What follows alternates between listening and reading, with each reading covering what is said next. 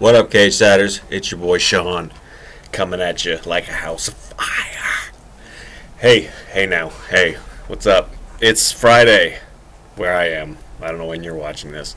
And I'm going to talk about some pro wrestling stuff, because that's what this is all about. You can find me on Cage Side pretty much every day. You can get at me on Twitter at S1Rude. And I do stuff there occasionally. But you're not there now, you're here. And you want hot sports opinions. Or I guess it's not sports, hot sports entertainment opinions. So I got two of them for you. One of them, two because I'm too lazy to write one of them up.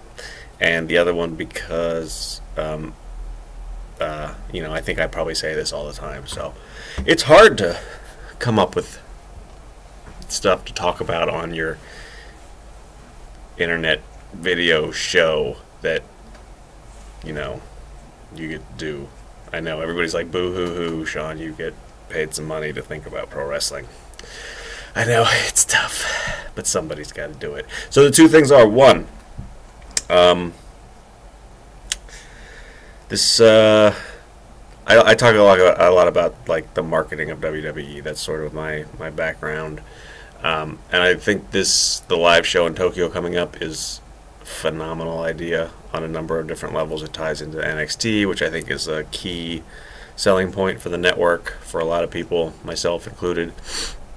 But one thing that's come up a lot about that is they released the card yesterday after announcing that it would exist on Wednesday night on NXT, and people are going, Kofi versus Brock, what is that all about? And I think that's, well, one, I mean, that's a reaction that is going to lead you to watch, so, and maybe it'll be changed. Maybe I'm wrong. Maybe that was the way WWE likes to do these things. They make these decisions at the last minute, like Elimination Chamber apparently.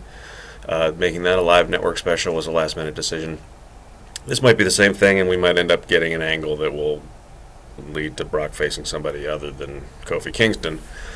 But I think it makes a lot of sense. I think he's a name that a lot of people know. He's been around for a long time. Had the titles, the secondary titles, a lot. His moves get press and things. That's why he's in the Money in the Bank ladder match again, is because he's going to do something ridiculous.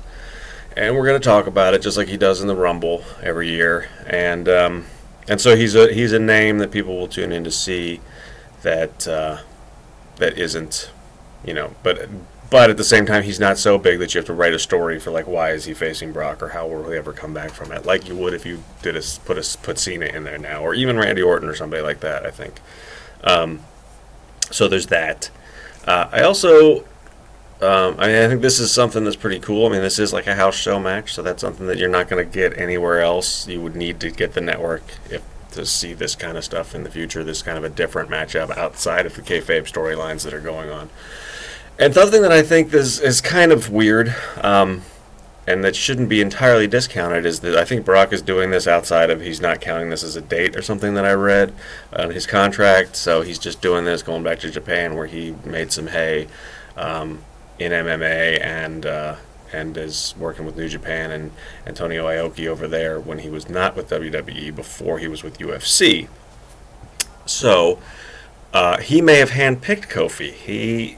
Kofi is a good friend of CM Punk's, who Punk has told us he's talked to Brock a lot, both from WWE days and to now when Punk's going into MMA.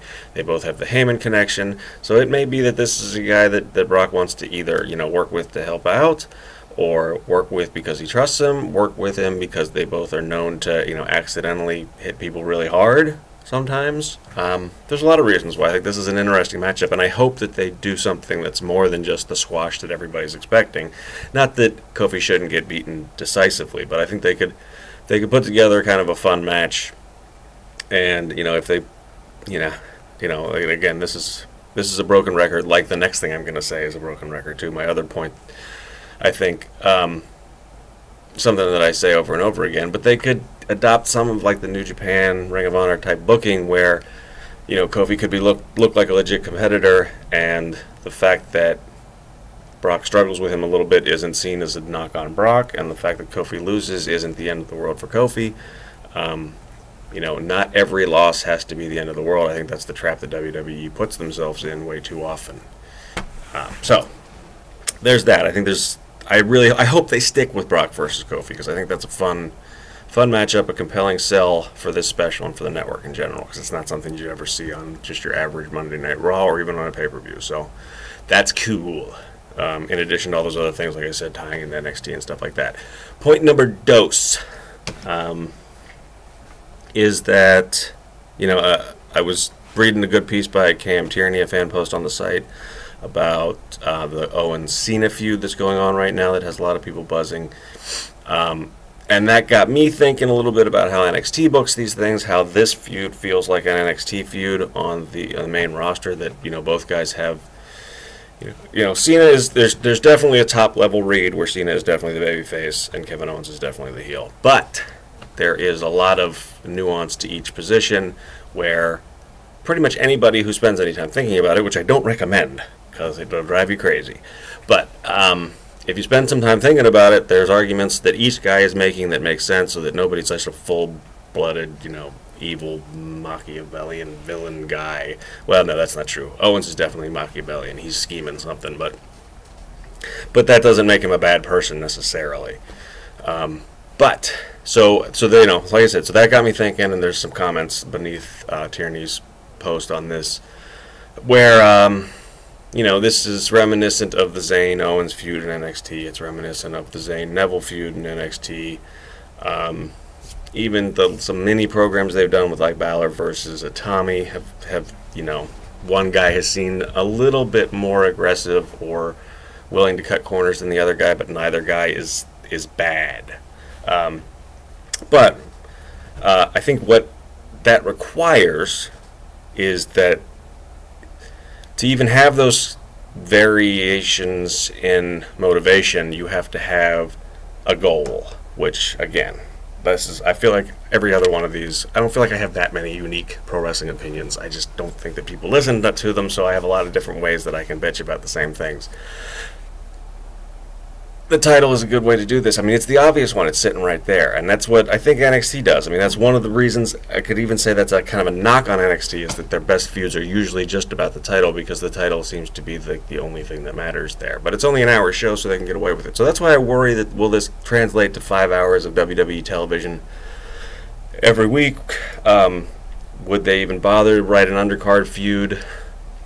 Because they don't like to do that a lot of the times. And they're not punished for it. I mean, they hotshot different. I mean, they're doing it now. Primetime players all of a sudden are important because they said they are. And, they're probably not going to lose any viewers or see a dip in ticket sales as a result. So, but, like I said, to do this kind of interesting story, I think the champ versus champ thing with Owens and Cena does that. Whatever... The championship is the shortcut way to do it, but whatever way you can get to say this is success, then you can write different reasons why people are trying to achieve that. You can have different ways that they try to achieve that. Then you get conflict from those things, and that's how you do that. I think, to WWE's credit, they've done a really good job of stopping. They used to hotshot the WWE title around before CM Punk's long reign. And I guess they did it a little bit with Rock and Cena around Once in a Lifetime too. It flipped back and forth a little bit, but then it went back on Orton, and he kept it for a long time with some Bryan Reigns in there. I don't know. Fucking Daniel Bryan. Goddamn injuries. Really bummed about Sammy and Tyson Kidd too. But I'm going to try to stay positive. So that's a good thing that WWE's done. I think they've made that top belt important. I've read arguments both ways about whether or not Cena's U.S. title reign has made that belt important, and I see both sides of that argument. I don't know. It all depends on who gets it next and how it's treated. I mean, that obviously, I don't think that Ryback as IC champ is going to set the world on fire and make that belt field any more prestigious, but I am not somebody who gets the appeal of Ryback at all. So, if you do, I'd love to hear why...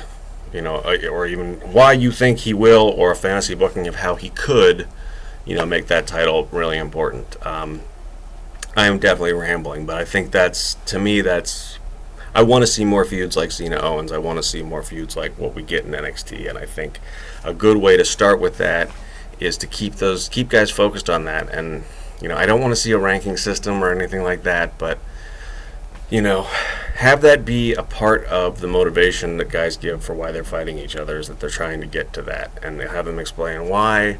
And the same thing goes for the ladies, although that's I just can't with the Divas division right now. It's really pissing me off.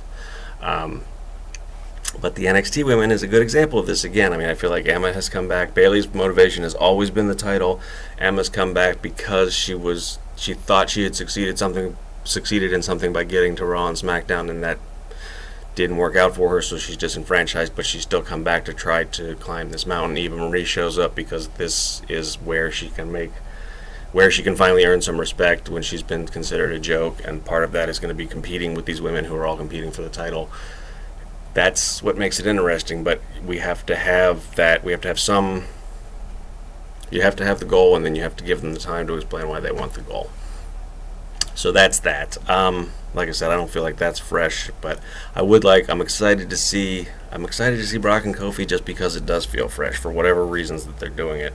And if you're not, then if you're not excited about Brock and Kofi, or you're one of the people complaining about too much Kevin Owens coverage on Cage Side Seats, you're just probably gonna have to deal with it.